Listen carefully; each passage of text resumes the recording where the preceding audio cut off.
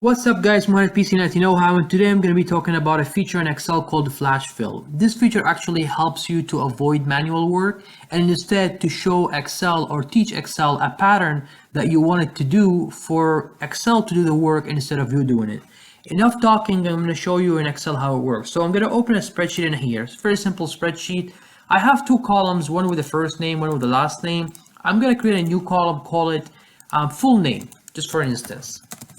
Now, instead of me typing, the entire first name and last name, going one by one, all the rows, because I have like more than 100 rows in here, I'm just going to copy the content of that row under the first name column, paste it here in the full name, and in the April, which is basically the last name here under the row number 1, I'm going to just copy this value, April, press space, and just paste that April in here. Now, if I press Control E on the keyboard, it did flash fill for me automatically, and if I expand the column, you would see that each of the first and last name has been filled up automatically for me without going all the way down doing the work myself.